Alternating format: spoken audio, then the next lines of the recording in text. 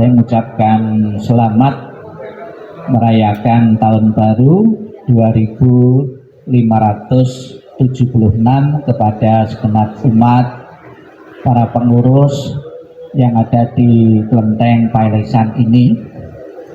Bapak Ibu saudara sekalian yang saya hormati, beberapa tahun ini kami diundang untuk ke sini untuk membawakan doa Poun dan juga doa yang lain, dan pada gilirannya pada kesempatan ini doa Poun. Poun ini sebetulnya tidak ada kaitan langsung dengan agama Buddha, ya. Namun ya seolah-olah terutama umat Buddha di kota-kota itu, sekalipun itu bukan dalam bentuk kelenteng, ya, banyak wihara-wihara yang mengadakan Poun ini, ya. Karena di wihara-wihara terutama di kota-kota kebanyakan para umat Buddhanya itu dari kalangan Chinese dan sudah mendarah daging tradisi nenek moyang, ya. Sekalipun ya sudah menganut agama, sudah mendarah daging tradisi nenek moyang tentang doa-doa yang berkaitan dengan musim semi, ya. Jadi pelaksanaan kegiatan atau sembahyang-sembahyang di kelenteng maupun di wihara, di samping manfaat spiritual, namun juga ada manfaat untuk pelestarian budaya, ya. Budaya-budaya masyarakat Chinese ternyata apabila kita pelajari syarat dengan pesan-pesan moral yang selaras dengan ajaran Sang Buddha, ya. Pada kesempatan ini tiba giliran tahun, ya, dari 2576, ya. Selisih tahun ini dengan tahun Buddhis ada 8 tahun. Lebih tua tahun ini Tiongkok ini, ya. Itu selisihnya 8 tahun. Di Indonesia, masyarakat Indonesia merayakan tahun-tahun baru itu ternyata bukan saja satu macam saja, ada beberapa yang tiap tahun itu dirayakan pergantian tahun, perhitungan-perhitungan, ya. Kapan hari kita menyambut datangnya tahun Masehi, ya, berasal dari kata Mesias, ya. Diyakini bahwa tahun baru, ya, itu sebagai awal kelahiran Mesias, diyakini.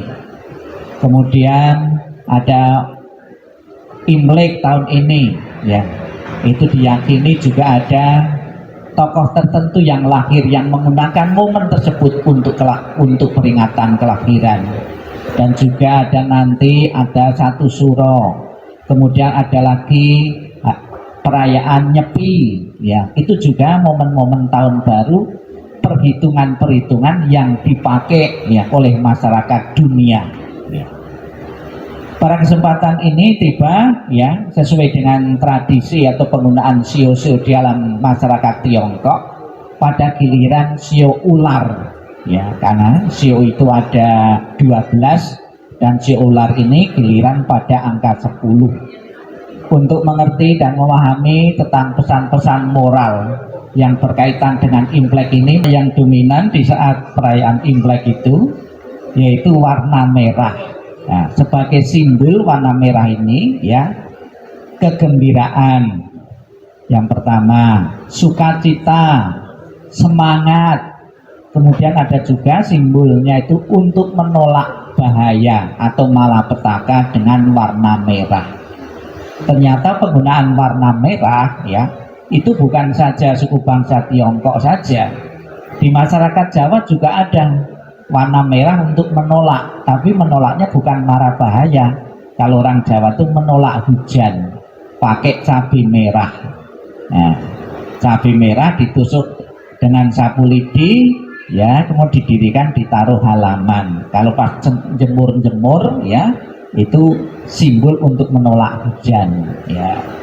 Penggunaan warna merah bukan juga masyarakat Tiongkok dan juga masyarakat Jawa, Yahudi, masyarakat Yahudi, ya, rumah-rumah yang ingin selamat itu rumahnya diolesi dengan darah domba, ya, agar marabaya malapetaka bisa lewat, ya. Demikian pula di saat Imlek ini dominan menggunakan aksesoris ornamen-ornamen yang berwarna merah, ya. Misalnya saja ada juga di saat Imlek itu menggunakan lampion warnanya merah. Kenapa lampion kok tidak putih, ya, tidak biru, kok dominan warna merah? Itu ada sejarahnya, simbol menolak bahaya. Kemudian lilin juga seperti itu. Ampo, ya, ampo, ya, itu juga pembungkusnya juga pasti merah sebagai simbol untuk menolak bahaya, ya. Itu penanggalan Imlek ini menggunakan perhitungan bulan, ya, ada perhitungan, ya, juga ada yang lain perhitungan selain bulan, matahari, seperti bulan nasional, ya, perhitungan Masehi itu menggunakan peredaran matahari. Ada lagi perhitungan pakai bulan, penanggalan Jawa itu juga pakai peredaran bulan, bukan matahari, ya. Ini sejarahnya. Bahkan di masyarakat Tiongkok sendiri, ya, itu dikatakan festival musim semi karena mengenang peristiwa momen penting musim. Ternyata di masyarakat Tiongkok musim itu dipakai sebagai pelajaran fase-fase kehidupan yang akan dilalui oleh manusia, oleh saudara dan saya, ya. Itu akan mengikuti fase-fase, bisa diumpamakan seperti musim-musim yang berlaku di masyarakat Tiongkok. Musim apa saja, fase apa saja, ya. Tahun baru Imlek ini, ya, sebagai perumpamaan namaan manusia baru lahir, ya, masih muda baru lahir, ya. Musim semi, ya, karena bersemi. Kemudian setelah lahir menginjak dewasa, perumpamaan manusia ya, setelah menginjak dewasa sebagai musim panas, ya. Lalu juga di sana ada 4 musim, ya. Kemudian yang ketiga, ya, manusia akan mengalami musim rontok, musim mengalami usia tua. Tanpa kecuali, ya, kita pun juga akan mengikuti fase-fase seperti musim-musim ini. Kemudian yang keempat, musim dingin akan mengalami kematian. Maka di kalangan umat Buddha, kalau di wihara-wihara ada perenungan-perenungan tentang kenapa kita belum mengatasi sakit, belum mengatasi usia tua, belum mengatasi kematian. Itu kita renungkan. Hendaknya kita jangan sampai menyia-nyiakan fase-fase kehidupan ini, karena fase-fase ini akan berlalu, ya, apabila kita tidak memanfaatkannya, ya. Untuk tahun ini, ya, perhitungan berdasarkan sio itu sio ular, ya, ular kayu. Apa peluang-peluang yang bisa kita lakukan di saat kita memasuki sio ini, ya, ini mewakili tahun, bulan, dan jam tertentu, ya. Elemen kayu untuk tahun ini melambangkan pertumbuhan, pembaruan, dan kreativitas, pertumbuhan usaha, ya, pekerjaan, ya. Elemen kayu kemudian menggambarkan simbol kecerdikan, kebijaksanaan, dan kemampuan beradaptasi, untuk si ular. Kemudian perpaduan si ular dan elemen kayu dari tahun ini diprediksi akan menghasilkan energi yang unik yang mendorong refleksi, perencanaan, dan inisiasi langkah-langkah baru. Kemudian tahun ini dikenal dalam kalender Tionghoa sebagai tahun ular kayu, diprediksi menjadi periode perubahan dan transformasi diri, ya. Ini tahun penuh peluang, Ya, terutama Bapak Ibu berpeluang yang cerdik, yang pandai, yang bisa membaca alam kehidupan ini.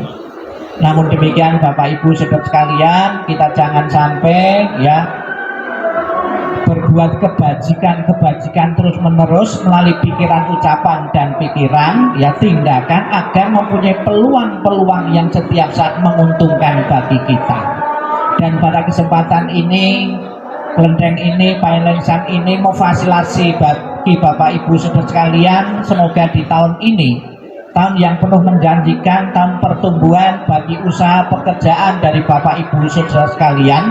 Dan setelah sembahyang POUN ini, yang ikut maupun yang tidak ikut, semoga semua dapat berkah, kelimpahan, kesuksesan, kejayaan, apa yang jadi harapan Bapak Ibu saudara sekalian menjadi kenyataan. Semoga segala kesialan, malapetaka, mara bahaya jauh menyisih dengan kekuatan doa, dengan kekuatan berkah dan kekuatan karma-karma baik yang Bapak Ibu miliki. Marilah Bapak Ibu, bukan saja hari ini saja kita sembahyang, hendaknya di setiap rumah, setiap pribadi juga membekali diri untuk senantiasa ingat, ya, untuk senantiasa berbuat kebajikan agar lembaran-lembaran baru yang akan kita lalui selalu selamat dan bebas dari rintangan dan halangan. Selamat memasuki tahun baru 2576. Semoga Bapak Ibu senantiasa berbahagia dan sejahtera. Sadu, sadu, sadu.